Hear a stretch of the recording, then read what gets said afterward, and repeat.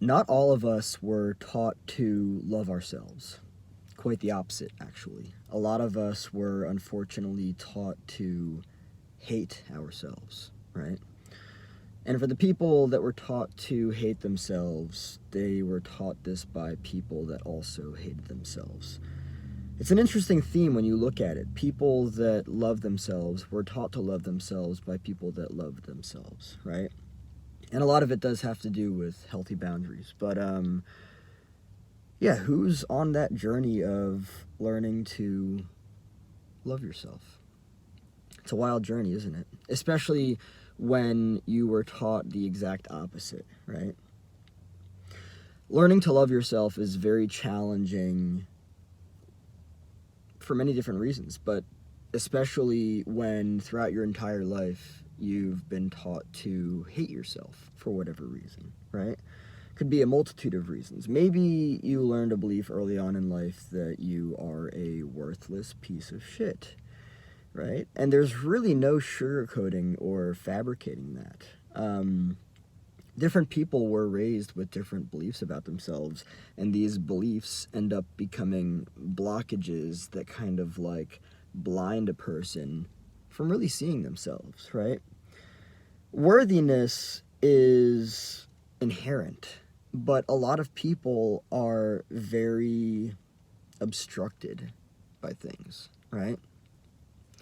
They'll slap themselves before they kiss themselves, you know? It's such a fascinating journey to me because, you know, something else that I've noticed about loving myself is that I found throughout my entire life, and I know exactly why. I'm not going to say it in this video, though, because that's just not something that I'm going to get into. Boundaries. Have you ever found that it's easier? I don't know if easier is the right word to use, but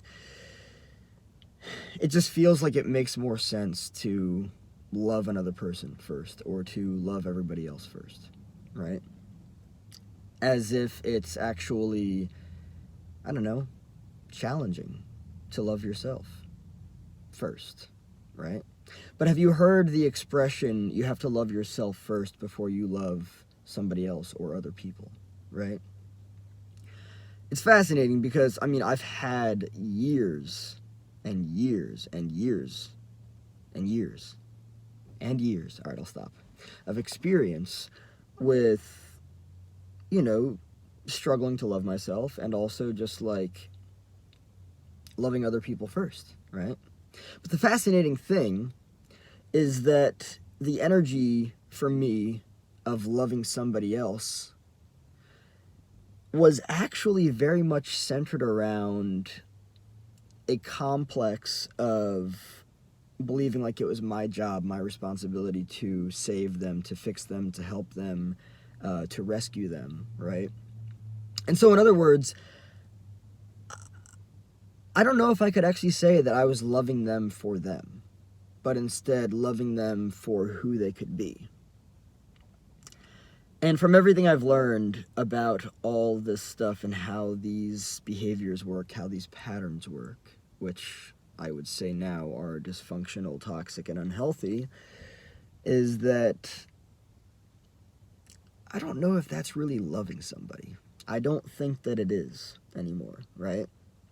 So not only are you not loving yourself, you're also not really loving somebody else. What you're really trying to do is fix them, help them, save them, change them, rescue them. And so the fascinating thing is that you're not going to give somebody else what you don't have yourself and what you can't give yourself, because you can't. I mean, it's not that you don't have it, you do have it, you're just blinded from being able to see it inside of you, right? But the way that you go about things, in this case specifically relationships, is if you don't believe that you can love yourself for whatever fucking reason, right? What you're giving somebody else isn't really love. Because if you don't love yourself, maybe because you don't accept yourself, you're not actually loving somebody else, because what you don't give yourself, you're not giving to other people. So if you're not giving yourself that self-acceptance that leads to beautiful, deep love, you're not giving that to other people. No. No. What you're giving other people, based on my experiences and what I've learned, what I understand, is that you're giving them what you believe they need, which oftentimes is not actually what they need, right? What you're giving them is kind of like Superman energy, right? You're giving them, you're arriving with the rescuer, the savior complex, right? Oh, have no worries, have no fear, I'm here to save you, to fix you, to change you. You grew up in a broken family, and it's clear to see it because you've got this massive help sign all over you, right? It's fascinating, it really is. When loving yourself first is difficult, it's likely difficult because you were taught that you are not worthy of love. You may have been taught that you are a worthless piece of shit that doesn't deserve to be loved and doesn't deserve anything good, right? Is it true? No. Is it a belief? Yes. And that fucking belief runs and ruins your entire fucking life. Yeah. Here's a fascinating thing I've noticed too. For the people that were taught to hate themselves, they don't focus on themselves, because if they were to focus on themselves and try to accept themselves and love themselves, they would look at themselves and they would see nothing but fucking filth based on belief, right? They're not going to want to go there. That's not comfortable for them. What are they going to do?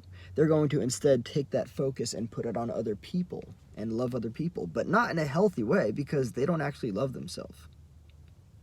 They don't actually love themselves. That's just not the way that it works.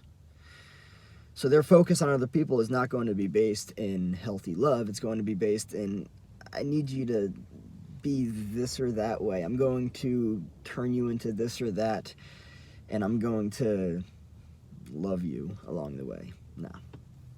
No.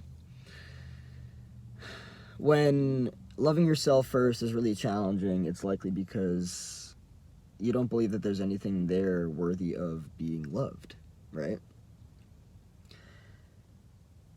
And so then, therefore, again, you take the focus off of yourself because you don't want to look at it because it's uncomfortable, right? And then you take that focus and you put it on other people, right? But then, again, that is not a healthy focus, because you're not really filling up somebody else's cup. You're not really complimenting their life. Instead, you're creating a dynamic of resistance where, because you can't accept yourself, well, you can, you just believe that you can't because you believe that you're defective, you believe that there's something wrong with you. So because you don't accept yourself, you're not going to accept them. And the only people that would really find themselves in a dynamic like this with somebody else is the person who's attracted to that, right? Healthy people don't fuck with that. They don't.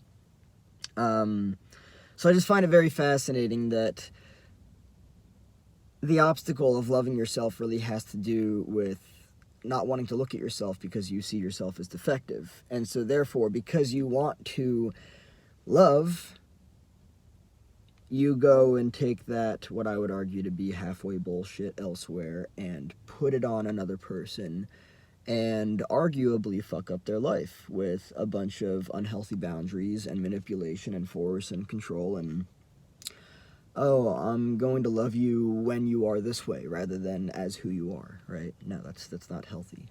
But yeah, some people are taught by healthy people that love themselves to love themselves, while other people are taught by unhealthy people to fucking hate themselves, right? And it's usually the people that are taught to fucking hate themselves that go on hating themselves, take the focus off of themselves because it's too fucking painful, and put that focus of trying to love on somebody else, right? It's really wild how it works. It really is. But yeah, when loving yourself first, and by the way, it's important to love yourself first, right? I would argue that you really have to love yourself first, because that sets you up with a foundation of healthy boundaries, and then you don't end up in unhealthy dynamics with other people, right? So yeah, when loving yourself first is really difficult, it's likely because you just don't like yourself, and you want to put that energy of love on something, and maybe it's just easier to put it on somebody else. But it does end up fucking things up.